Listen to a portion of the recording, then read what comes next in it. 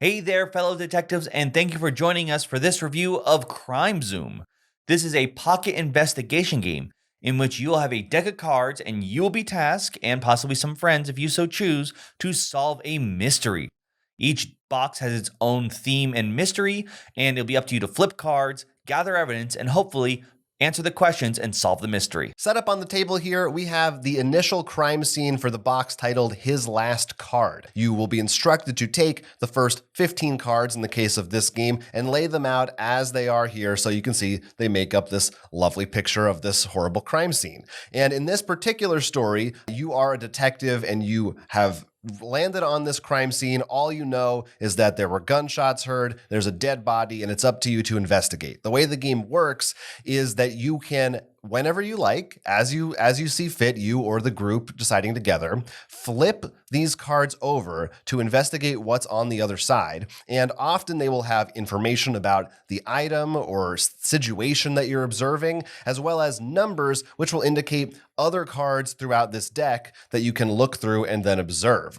Then whenever you are ready to solve the crime, if you think you have found enough evidence to determine who the culprit is or various other mysteries that might come up, you are allowed to go to the instruction manual and there will be a series of questions you must be asked and you have to answer them correctly in order to successfully solve the case. You will get more points if you have more cards left over in the deck at the end of the game. So while you could go through and look at every single card in there to make sure it's correct, if you want the best score you can get, you're going to try to only look at the things that you think are going to get you the farthest.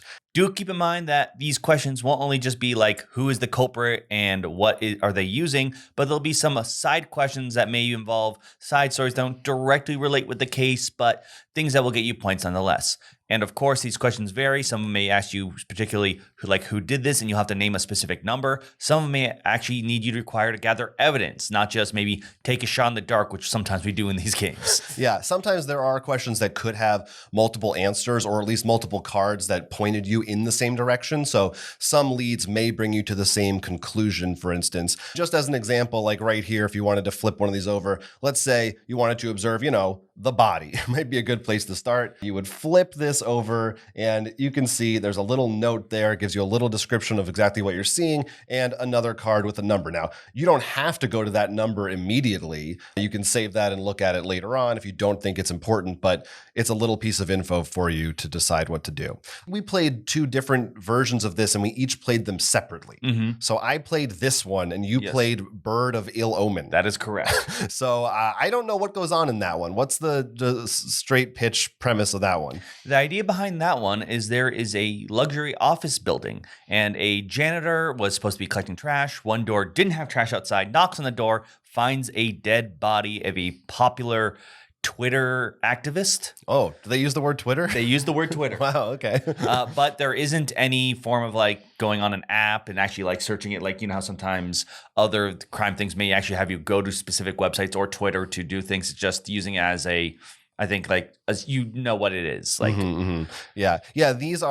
This is what you get in the box. It's very small, just a deck of cards, and they're also fully resettable. There's nothing you need to write on or anything like that. Of course, you could take notes separately, which could be helpful, but it's very basic. There's no turn order or anything. You just do what you feel like you want to do in the game. And we've played plenty of mystery solving games at this point.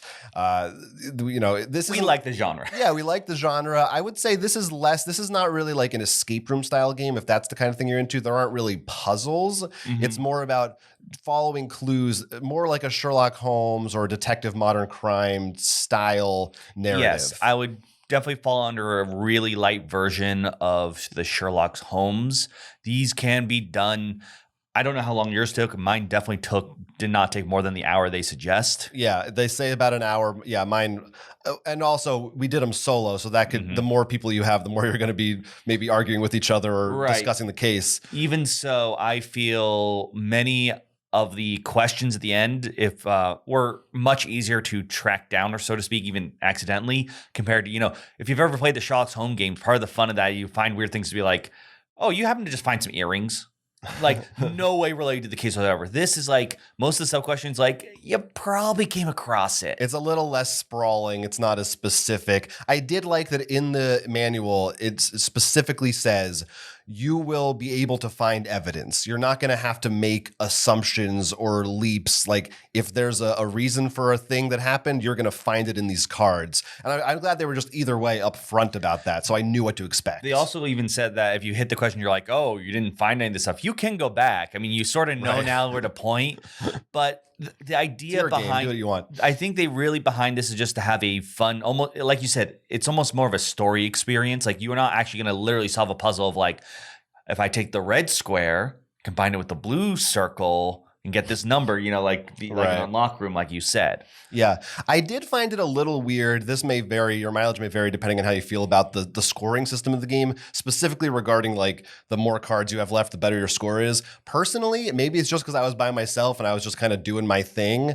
That didn't feel as big of a pull to me. Like I didn't really care so much about my score. So I found that it almost felt like I was just looking through all the cards, reading a story. Like it didn't feel as gamey, I suppose, because I didn't personally feel like I was trying to, hold back so I didn't have to discover as much. I just felt like, I want to look at all these cards, which sort of is fun, but it also did kind of make me feel like, I don't know. I think that's a tricky thing to balance. Now, the scoring system itself is, once again, it was a little weird with the one I had actually, at the end of the book, there is a log where you can keep track because you can obviously pass the game around and see how other people do.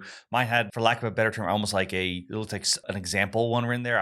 I assumed it was like, oh, this is a target score. Yours did not have that in there. Yeah, which I doubt was an intentional choice. I feel like they probably just, I don't know, they forgot to do it or they only thought of it when they were printing the other one. I don't know. Regardless, this is something I think that's much more of a personal taste here. Like we're the kind of personalities that just want to search and read everything, know the lore, the story of things. Other people might much be more of that, chasing that high score. So that will have to depend on how you feel, whether you're just here for the mystery or whether you're trying to prove you're the best detective.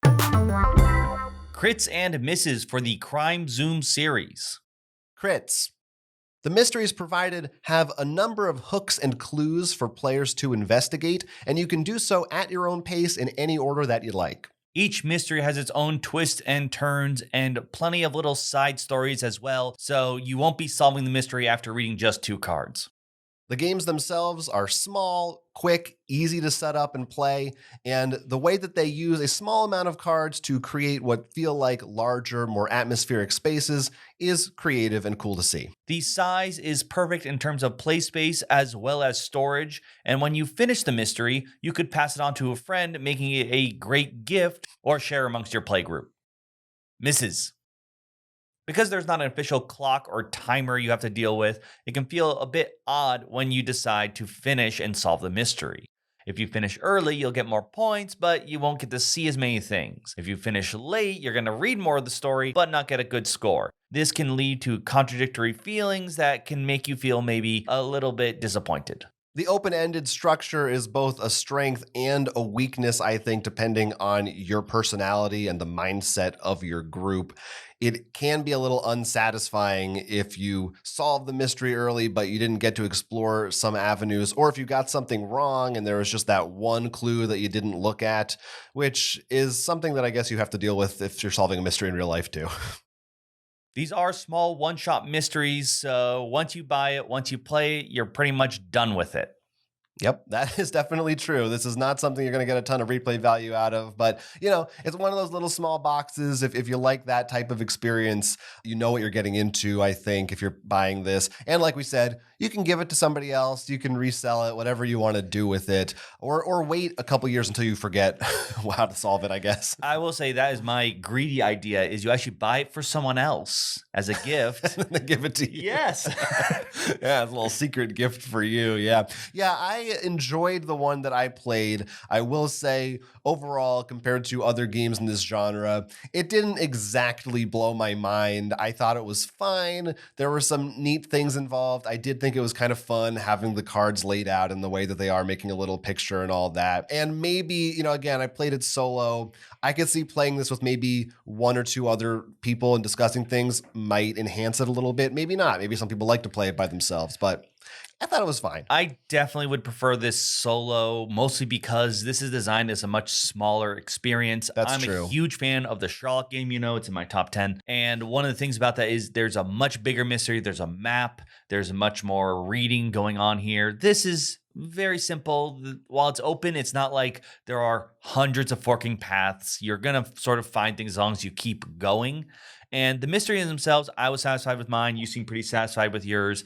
But this wouldn't be the kind of thing I expect to discuss with people like, oh, do you think this? What's this? There's no puzzle to work on together. I really do honestly put this more in like a small novel experience than a, like you said, escape room early on in the video. Yeah, there's also, it's not like you're going to fall in love with the characters in this story or anything like that. The writing is fine, but it's nothing truly memorable, I don't think. But that said, it's a small little box. So if you have liked any of this style of game, and this sounds like it could be a fun time killer for you for an hour or so, one afternoon or evening, not a bad thing to pick up. And since they can do so many things, they could come out with more of these with different genres, different settings. They might innovate and find more weird ways to use these cards in fun ways. So, I'm glad that the series exists, and I think they could do cooler stuff with it in the future. But it's like I said, it's fine.